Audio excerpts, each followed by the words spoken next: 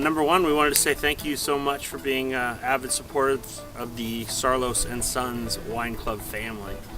And today we decided to do something different. You guys have all been to our tasting room, to the house, so we decided to come out and show you where your wines are born. Right now we're at Windmill Ranch and Vineyard on my father's property. Over my right shoulder you can see the terraces coming down the hillside, and over to my left you can see the Ballard block, and to your right you would see the Windmill block. Here on Saarloos and Sons Windmill Ranch we grow Grenache and Syrah. All the Syrah that you're going to taste from Saarloos and Sons from Solo, which is father on it, comes from these terraces. And you can see that these terraces are pretty steep, pretty difficult place to farm by hand, pretty much everything we do. It produces a very stressful Syrah, a big, bold flavor, strong in character.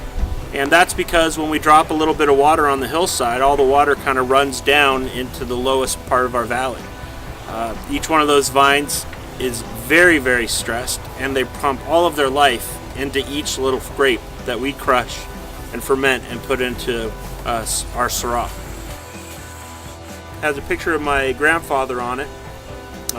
Back in 1944-43, he's laying down on his chest, enjoying life, prime of his life really, enjoying a picnic.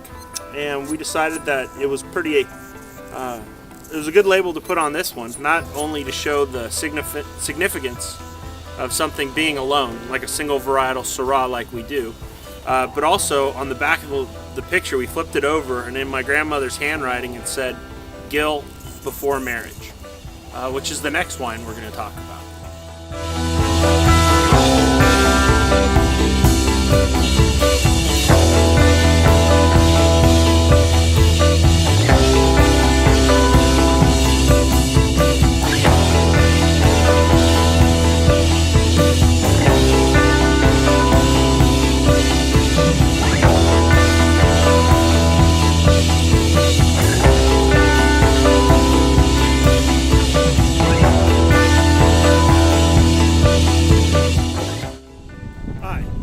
Here we are in Saarloos and Sons El Camino Real Vineyard. In the foreground you can see the bottle of 1946, the Honeymoon, or the Moon.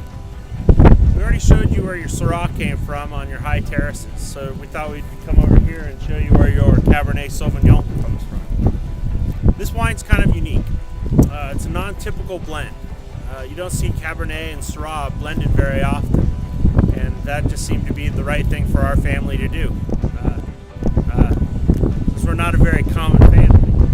We thought it'd be really nice to have in 1945 two different vineyards, two different names, two different varietals, two different personalities in both the label, my grandparents' wedding photo, as well as all of the wine. So in this one we have 1946 the Honeymoon. No longer do we have two separate names, two separate vineyards. They're both Saarloos. What we have in this one, which is kind of unique, is that we have a 60-40 blend. 60% Syrah from the Windmill Ranch Vineyard and 40% Cabernet Sauvignon from our El Camino Real Vineyard. What we did with this one, we made it 60-40 because a little kind of running joke in our family is the only way any good relationship works is when both parties give 60% and only take 40. So what we decided to do with this one was make it a 60-40 blend. 60% Syrah, 40% Cabernet. On the label you'll see my grandparents' honeymoon photo. They were married in 1945, and this photo was taken in 1946. Going back to Solo, on the back of that photo it said "Go before marriage," and that's exactly where we serve it. We serve it before 1946.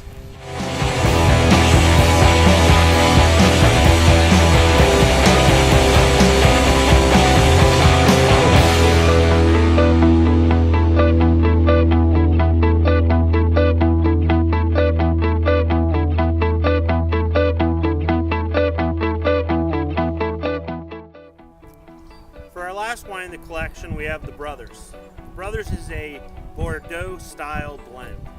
Now if you go to the Bordeaux region in France, you'll look and they will plant the varietals that specifically grow well in Bordeaux. Then they'll pick them all, put them together in a bottle, and release their house wine. Family wine, if you will. The unique aspect of the brothers is that this is a family. This is 4 different varietals, all into one bottle of wine that represents an entire property. So inside this wine we have Merlot, Cabernet Sauvignon, Cabernet Franc, and Petit Verdot. Each one of those wines on their own is kind of big, bold, unique, different, special. But because of all of them, and because of the region of France that they come from, when you blend them just right, you have something greater than the parts.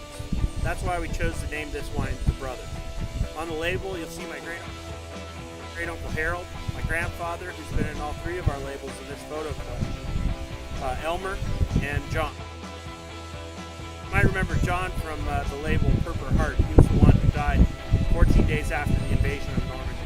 We chose to put these boys on the label because number one, this is the last time that all of them were together in a photo. Secondly, we wanted to honor them by thinking of their unique personalities that differed so very widely. John was a warrior, Elmer was a farmer, my grandfather a businessman, and my great uncle Harold a public servant. Each one of them had specific characteristics and traits that were bred into them or raised differently, or who knows what makes people different.